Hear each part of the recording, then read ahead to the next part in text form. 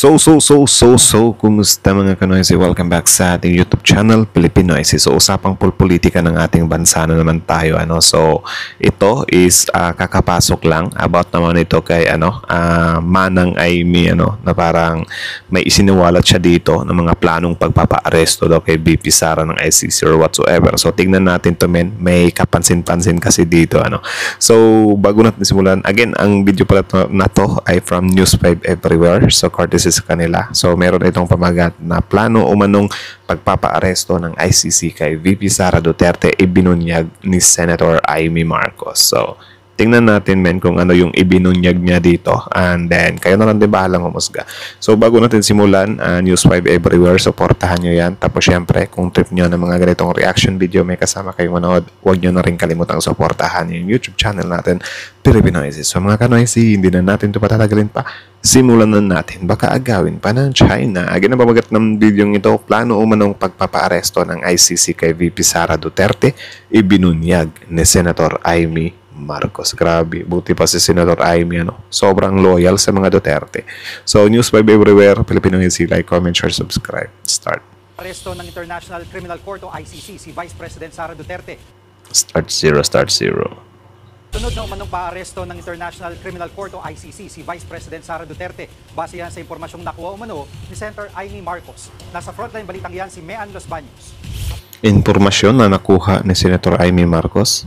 Or dati nang litaw na litaw yung issue yan, di ba? Kasi parang pinangalanan nga si VP Sara ni Las Cañas, di ba? So, yeah. I think about ito sa nung time na mayor si VP Sara. So, May impormasyong nakuha si Senadora Aimee Marcos na posibleng ipaaresto na rin daw ng International Criminal Court o ICC si Vice President Sara Duterte. There are also allegations that several weeks ago, a draft was mooted involving a warrant of arrest of 5 police officers including Senator Ronald Bato de la Rosa. Of late, there has been a... Siyempre, kasali naman talaga si Senator Bato. Siya yung super tandem ni FBRRD. Nahuli nga yung presidente, si Bato pa kaya. rumor, once again, that the Vice President will in fact be issued by the ICC a warrant immediately. Tumanggi ang senadora na pangalanan ang kanyang source. Nitong linggo, sinabi ni VP. Tumanggi na pangalanan ng source. So, sino kaya yung source na yan? Well, kahit naman siguro hindi sinabi ni Senator Aimee yan, I think alam naman na natin. 'Di ba? Kasi yung mga attorney, 'di ba? Yung nag-handle kila Las Cañas. 'Di ba? Paulit-ulit naman na sinabi nila Las Cañas 'yan. Na si VP Sara is meron siyang meron siyang some kind kinalaman sa war on drugs ng tatay niya nung nasa Davao pa lang siya. Yung mayor pa siya. 'Di ba? So parang meron daw siyang go signal. Well, kung totoo 'yun, need niya ring panagutan 'yun. 'Di ba? Sasabihin na naman nila, kasalanan na naman ng Pangulo. Ganyan pa naman sila. Grabe, todo talaga kayod si Senator Aimee ngayon na paparating na yung election. Gustong-gusto niya talagang manalo par. Sara na nakarating na rin sa kanya ang bali-balitang ipaaresto siya. Oo, naako sa listahan, daghan kaayo mi nga naa sa listahan. Kumpirmado na. Kinumpirma na ni VP Sara. Siya mismo nagsabi niyan na meron daw siya sa listahan ng ICC. Well, sinabi naman nga yan talaga ni Las Cañas. Or ewan ko lang kung ano yung baka part lang din ng plan nila na sige dahil aminin mo, di ba? Para syempre yung taong bayan, maano na naman na need ka talagang maging, need mo talagang hindi ma-impeach. Di ba? Para iboto na naman yung mga senador siguro nila. I think ganyan yung nila. Sa ICC. Kung ipaaresto man daw si VP Sara, tiniyak ni Senator Aimee na haharangin niya ito. Muli niyang iginiit na walang jurisdiksyon ng ICC. Kung ipapaaresto man siya, tiniyak ni Senator Aimee na haharangin niya ito. Grabe. Gustong-gusto niya talagang kunin yung loob ng mga DDS. Well, yung statement na yun, papabor talaga kay Aimee yun. Kasi, yan, binalita. Na parang kung totoo man yun, haharangin daw ni Senator Aimee yung pagkaka-aresto ni VP Sara. So, anong ibig sabihin nun? Yung mga DDS, no choice sila, kundi i-vote nila Si Senator Amy. Kasi anytime, pwedeng dumating yung ano eh. Di ba? Pwedeng dumating yung warrant kay VP Sara. Kaya siguro inamin ni VP Sara, no? Na parang sinabi ni VP Sara, oh, totoo yun, nasa listahan ako. Para kapag ka mag-rest back si Senator Amy, di ba, maging solid yung statement niya na kung totoo man yan, haharangin ko yung ICC na yan. Di ba? So, parang mai-endorse tuloy si Senator Amy yan. Grabe yung ganyan, ano. Tapos may impeachment pa. Di ba? For sure, haharangin din ni Senator Amy yung impeachment. Alangan naman mag-yes siya. Di ba? Sino ba dito yung naniniwala na mag-yes si Senator Amy sa impeachment ni Bibi Sara? Di ba? Sobrang labo. Parang magno-no talaga yan. Pero I think, malabo talagang manalo si Senator Amy Marcos kasi yun nga yung mga DDS kasi hate na siya. Tapos yung mga loyalist din, hate na din siya. Yung mga Pinklawan, Dilawans din, hate na din siya. So, ewan ko kung nasan yung fanbase niya. Maybe, depende na lang sa mga sa mga DDS na parang, ang iisipin lang nila is, uy, iboboto ko si Senator Amy kasi pipigilan niya or isa siya sa haharang kapag nandiyan na yung ICC warrant. Or iboboto ko si Senator Amy kasi makakatulong to para sa impeachment. Pero I think hindi lahat. Kasi kahit sila Panelo, sila Hanilet, sila Banatbay, hindi naman nila ini-endorso si Senator Amy Marcos kasi takot daw silang mabudol. O sa mga DDS dyan, diba? Panindigan nyo na lang na ayaw nyo na sa mga Marcos. Diba? Panindigan nyo na lang. Salin nyo na lang si Senator Amy. Diba? Sa Pilipinas. Samantala, ibinunyag din ng senadora ang umano'y master plan ng gobyerno para pabagsakin ang mga Duterte. Yan daw ang lumabas sa pagdinig ng Senado kaugnay sa pag-aresto. Paano ibinunyag? Hindi niya nga mapangalanan yung kapatid niya eh. Dapat rektahin niya yung kapatid niya. Pinasikot-sikot pa eh. Sa dating Pangulo, ang lahat daw ng ito nakasaad sa dokumentong pinamagatang Mid-Election Final Campaign Sprint Action Plan ng kaalyado ng administrasyon na lakas CMD. Ang pag-aresto Of course, sasabihin nyo yan. Nasa kabilang partido kayo eh. Diba? Grabe talaga. Grabe talaga to si Senator Amy. Wala. Kumampi pa nga siya sa tao na nagsabi na huhukayin yung tatay niya, itatapon sa West Philippine Sea. Kayo ano yung sa tingin nyo na nangyayari dito? Parang parang kinalimutan na lang ni Senator Amy yun para mapabilang siya sa malakas na alyansa ng mga DDS. I think hindi siya malakas na alyansa. May palag-palag kahit pa paano. Ganon, may palag-palag kasi syempre mga Duterte yan. Diba? Maraming supporter yan. Nagawa nga nilang mapaangat yung ilang senador nila, di ba? Grabe. Hindi ko talaga mabasa yung pinaka ni Senator Amy na, or I don't know if paano niya hinahandle yon na si VP Sara mismo yung nagsabi, di ba, na kain ko yung tatay ng mga Marcoses, di ba? Tapos itatapon ko sa West Philippine Sea. Ewan ko kung paano niya nakakayanan yon. Si Sandro Marcos, hindi ganun eh. Sabi niya, inano-ano mo yung family ko, tapos magugulat ka pa kung bakit ako yung pinakauna na pumirma. Parang ginanon eh, di ba? Buti pa si Sandro Marcos over dito sa tita niya. ko kay dating Pangulong Rodrigo Duterte sa ICC ay klarong may motibong politikal.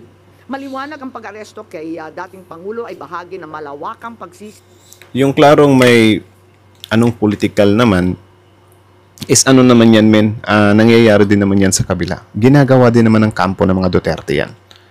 Do you think yung bangag-bangag issue na yan, yung pulburon video na yan, hindi balak political yan? Bakit hindi niya mabatikos-batikos sila Roque? Diba? Bakit hindi niya masabihan si Roque na, or si BP Sara na, Inday, sabihan mo nga si Roque na yung yung pulburon video niya, wala namang ebidensya. Malinaw na atake, pinopolitika, political. Something like that. 'Di ba? Dapat dapat nasa gitna ka. Hindi yung ganyan na parang yung ginagawa nila pag-aresto kay FPRRD, 'di ba? Is may pinopolitika, may halong politika. Yung mga ginagawang paninira ng mga Duterte sa admin, wala bang halong politika yun.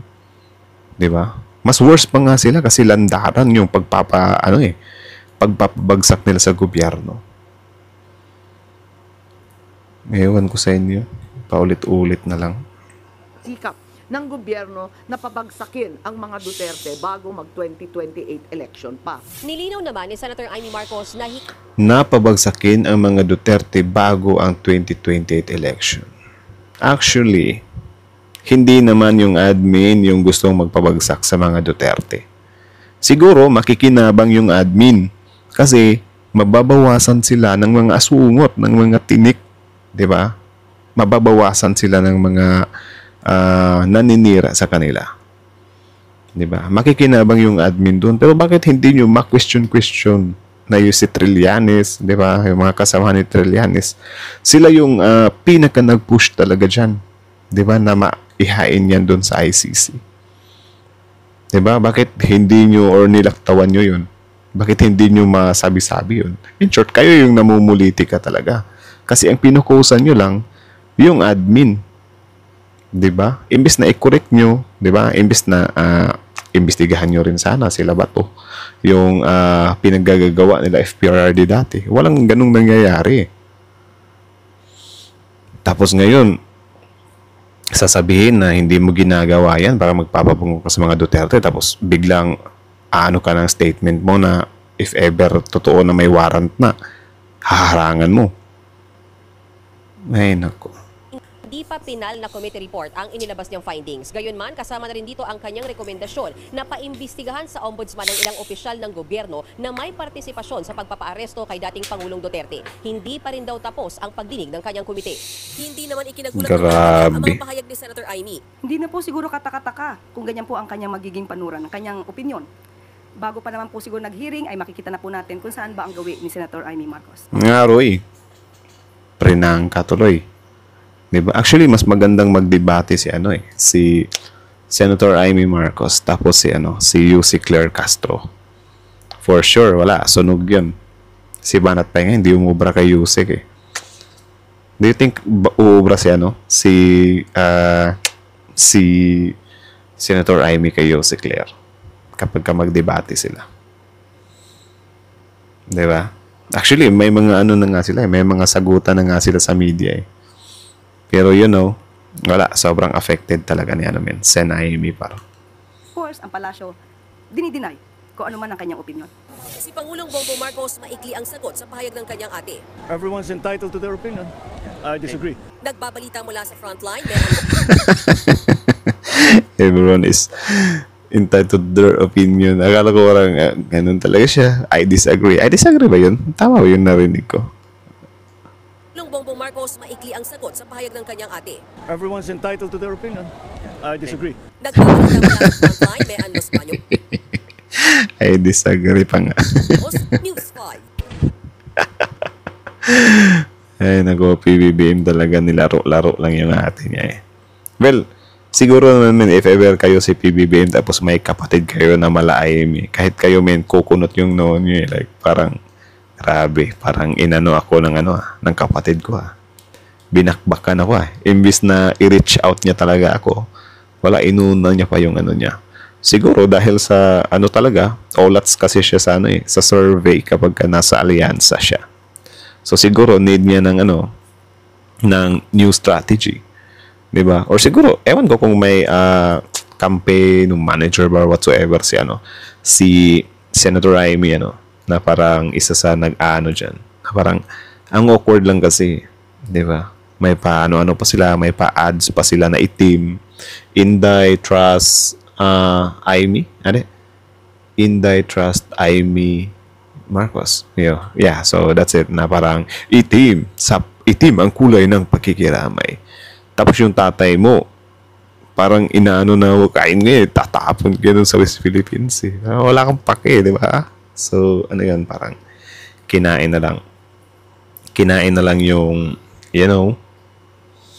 grabe yun par. Di talaga pwedeng i-deny ni Senator Amy na, kaya siya, nakadikit talaga sa mga Duterte kasi parang doon siya doon siya mas makakakuha ng suporta over talaga dito sa sa loyalist or Marcos loyalist. Kasi kung hindi ganyan 'di ba? Dapat nung una pa lang hindi na siya kumonekta sa alyansa ni PBBM. 'Di ba? Dapat nung una pa lang ipakita niya talaga na diehard DDS siya. Kaso nung time na yun kasi parang medyo takilid sila BP Sara that time nung hindi pa nahuhuli si hindi pa nahuli si FPRD. Parang medyo tagilid yung mga Dutertes that time. 'Di ba? Pero nung nahuli na, parang grabe kasi yung tao kasi magbe-base kasi yung mga Pilipino mostly na boboto is sila doon sila nakabase sa awa. Yeah. Kapag kaawa-awa yung sinapit ng tao niyan, wala na, kakalimutan na nila yung mga maling pinagkagagawa, 'di ba? Like yung mga extrajudicial killings, yung confidential funds ni Inday, 'di ba? Kakalimutan na nila 'yon. Grabe 'yun, grabe 'yun. So yun, kinumpirma nga ni BP Sara. So sa bibig niya mismo nang galing doon na marami daw sila. I think hindi naman talaga nabago yan kasi sinabi naman or nandun naman talaga sa website ng ICC yan. Tapos yung mga abogado pa ng mga victims, I think si Attorney Conti, correct me if I'm wrong na lang, na parang nag-ano din siya na si BP Sara or si Las Cañas yung nagsabi nun. Basta nakalimutan ko. Basta na talaga, usap-usapan na talaga yan na may involvement daw si BP Sara. So kapag mapatunayan yan, nakakalungkot, diba? And then, ang isa talaga sa inihintay ko dyan, if ever na mapatunayan yan na may involvement nga si BP Sara, tapos, yung mga DDO supporters nakasuporta pa rin, ewan ko na lang talaga kung, like, parang kikilabutan ka na talaga sa, sa level of, pagiging panatiko. Like, alam niyo yung feeling na gano'n, na lantaran na yung mga Diyos ko. Tapos, diehard ka pa rin. Grabe yun, di ko masikmura yun. So, anyways, hanggang dito na lang. Courtesy sa News 5 Everywhere. Support nyo yan. So, again, our YouTube channel, Pilipinoise. Don't forget to like, comment, share, subscribe. So, kayo, comment down your opinion below. Tapos yun, pag-usapan natin yan sa comment section. So, ano masasabi nyo kay Senator Amy Marcos, So, comment down below. So, bawal bad words kasi napifiltered yan ni YouTube. So, that's it. Thank you so much for watching. Pilipinoise is out.